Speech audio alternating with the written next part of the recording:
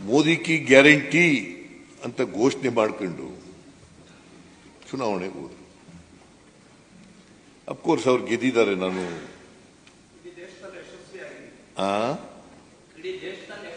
ಆಯ್ತಪ್ಪ, ನೀವು ಕೂತ್ಕೊಳ್ಳಿ ರವಿಕುಮಾರ್.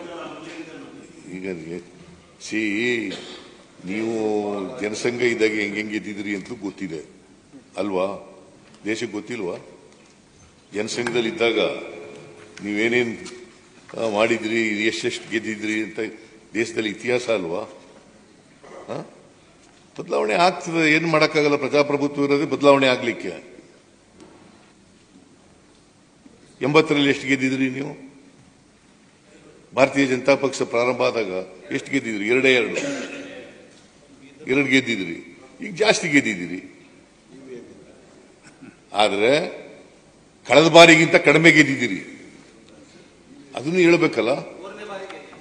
ಆಯ್ತಪ್ಪ, 3ನೇ ಬಾರಿ ಯಾರು ಗೆಲ್ಲಿ, 5ನೇ ಬಾರಿ ಯಾರು ಗೆಲ್ಲಿ, ಎಲ್ಲರೂ ಎಷ್ಟಾರು ಗೆಲ್ಲಿ. ಹಾಗಾದ್ರೆ ಕಾಂಗ್ರೆಸ್ನವ್ರು ಎಷ್ಟು ಬಾರಿ ಗೆದ್ದಿದ್ರು?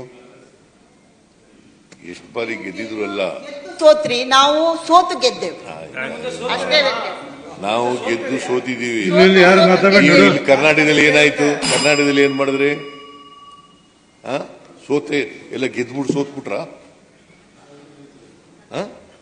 ನೀವು ಗೆಲ್ಲೇ ಇಲ್ಲ ಕರ್ನಾಟಕದಲ್ಲಿ. ಇತಿಹಾಸ ಏನ್ ಹೇಳ್ತದೆ ಅಂತಂದ್ರೆ, ನಿಮಗೆ ಈ ರಾಜ್ಯದ ಜನ ಆಶೀರ್ವಾದನೇ ಮಾಡಿಲ್ಲ. ಎಲ್ಲಿ ಬಿಡಪ್ಪ, ಈ ಕರ್ನಾಟಕ ಮಾತಾಡಯ್ಯ. ಡೆಲ್ಲಿನೂ ಮಾತಾಡೋಣ, ಕರ್ನಾಟಕನೂ ಮಾತಾಡೋಣ. 77ರವರೆಗೆ ಕಾಂಗ್ರೆಸ್ ಗೆಲ್ತಿತ್ತಲ್ವಾ? ಮತ್ತೆ ಇಲ್ಲೇ ಈಗ ಒಂದೊಂದು ಕಾಲ ಬರ್ತದೆ. ಎಲ್ಲ ರಾಜಕೀಯ ಪಕ್ಷಗಳಿಗೂ ಒಂದೊಂದು ಕಾಲ ಬರ್ತದೆ. ನಾವು ಹೋದ್ ಸಾರಿ ಬಹಳ ಕಡಿಮೆ ಗೆದ್ದಿದ್ದು, ಈ ಸಾರಿ 100 ಸ್ಥಾನಗಳನ್ನು ಗೆದ್ದಿದ್ದೀವಿ. ಮುಂದಿನ ಸಾರಿ ನಿಮ್ಮನ್ನ ಧೂಳಿಪಟ ಮಾಡ್ತೀವಿ.